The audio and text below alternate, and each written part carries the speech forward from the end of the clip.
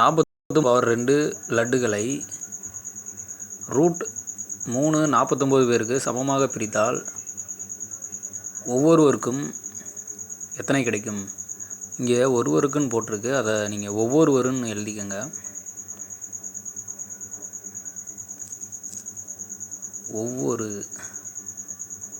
ஒவ்வொருவருக்கும் எத்தனை கிடைக்கும்? சரி, சமமாக பிரிக்கிறதுனாலே ஒவ்வொருவருக்கும் இந்த வார்த்தையெல்லாம் வந்தால் நம்ம சாதாரணமாக என்ன பண்ணுவோம்? சாதாரணமாக நம்ம வகுத்தல் தான் போடுவோம், அவ்வளோதான். அதே மாதிரி நீங்கள் என்ன செய்கிறீங்கன்னா 49/2 அதே போல் ரூட் 3 49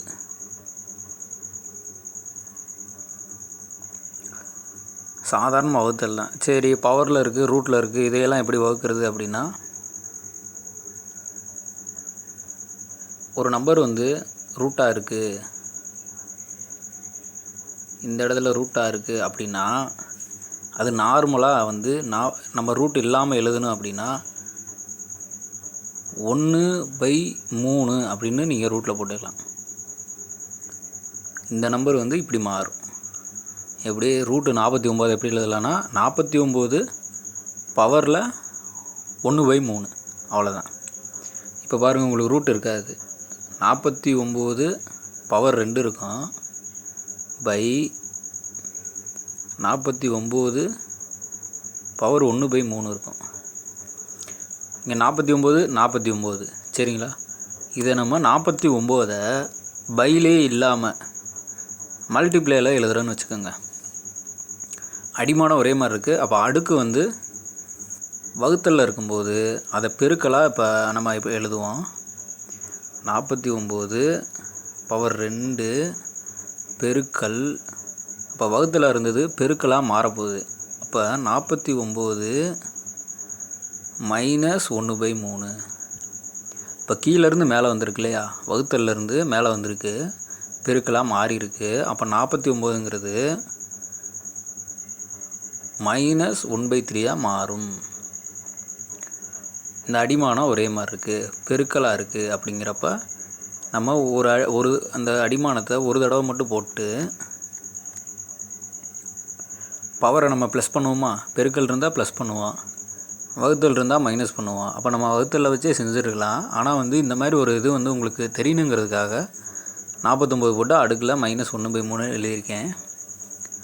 சரி, இப்போ வந்து ஒரே ஒரு 49 எழுதிக்குவோம், 2 போட்டுக்குவோம், ப்ளஸ்ஸு ப்ராக்கெட்டுக்குள்ளே -1/3.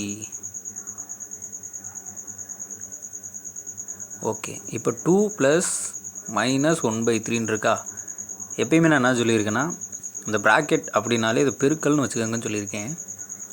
அப்போ சிம்பிள் இருக்குது, இந்த பெருக்கலுக்கு முன்னாடியும் பின்னாடியும் என்ன இருக்கும் பாருங்கள், plus minus. Plus into minus உங்களுக்கு தெரியுமில்ல, ப்ளஸ் இன்ட்டு மைனஸ் என்ன வரும்? மைனஸ். அப்போ அந்த ப்ராக்கெட் எடுத்துகிட்டு ஒரு மைனஸ் மட்டும் போடுங்க, 1/3 அப்படியே போட்டுருங்க. ஓகே, இப்போ வந்து இதை சால்வ் பண்ணுவோம். கீழே 1 இருக்குன்னு அர்த்தமா? குறுக்கு பெருக்கல் பெருக்குங்க. எல்லா நம்பருக்கு கீழேயுமே, அது வந்து நேச்சுரல் நம்பராக இருந்தாலும் சரி, ஹோல் நம்பராக இருந்தால், எந்த நம்பராக இருந்தாலும் நெகட்டிவ், எல்லா நம்பருக்கும் கீழே பையில் 1 இருக்குன்னு அர்த்தம். அதையும் தெரிஞ்சுக்கோங்க. எல்லா நம்பருக்கு கீழேயும் 1 இருக்குன்னு அர்த்தம். அதே மாதிரி இப்போ ஒவ்வொரு நம்பர் வந்து பின்னத்தில் இருந்துச்சுன்னா பின்னத்தில் கீழே என்ன இருக்கோ அதுதான். அது கூட என்னென்னா, இப்போ பெருக்கல் 1, இப்போ 1/3 இருக்குன்னா பெருக்கல் 1 இருக்குன்னு கூட அர்த்தம். சரிங்களா? ஏன்னா 3 1ஆல் நீங்கள் பெருக்கினா கூட திருப்பி 3 தான் வரப்போகுது. அதனால் எல்லா நம்பரோட பைலையும் நமக்கு எதுவுமே இல்லாத மாதிரி இருந்தால் அதை நம்ம 1ன்னு நினச்சிக்கணும். இப்போ குறுக்கு பெருக்கல் பெருக்குங்க. 6 2யும் 3யும் பெருக்குனா 6, 1யும் 1யும் பெருக்குனா 6 மைனஸ் 1யும் 1யும் பெருக்குனா 1, கடைசியாக 1யும் 3யும் பெருக்குனா 3. அப்போ 6 - 1 6 -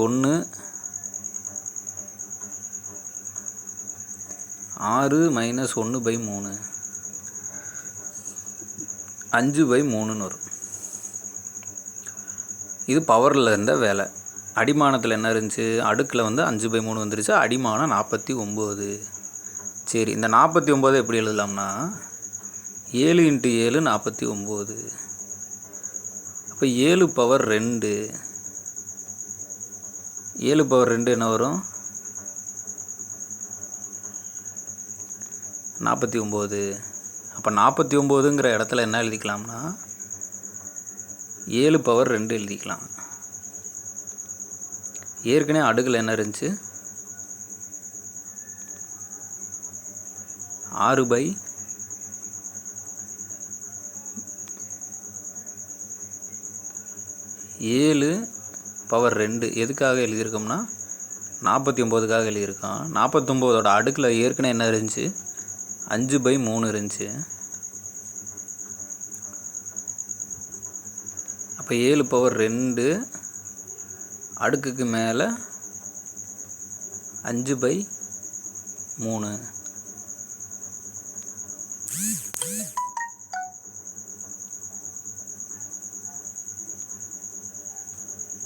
ஒரு நம்பரையும் ஒரு பின்னத்தையும் பெருக்கும்போது நம்ம டைரெக்டாக என்ன வரும் ஆன்சர் 7 ன் அடுக்கு 2யும் 5யும் பெருக்கணும். கீழே 1 இருக்கிற அர்த்தம் சொல்லியிருக்கோம் இல்லையா, அப்போ டைரெக்டாக பெருக்குனா 10/3. அப்போ 7 ன் அடுக்கு 10/3 தான் ஆன்சர். இல்லைன்னா நீங்கள் என்ன செய்யலான்னா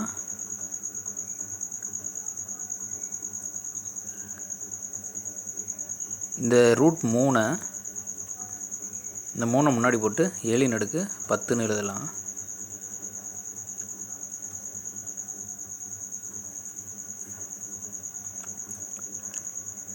அப்போ ஆப்ஷன் வந்து அதருங்கிற ஆப்ஷன் தான் வரும். 49 பவர் 2 வராது, 343 வராது, இதுவும் வராது, இதுவும் வராது. அதர் அப்படிங்கிற ஆப்ஷன் வந்து நீங்கள் கிளிக் பண்ணால் கரெக்டானது.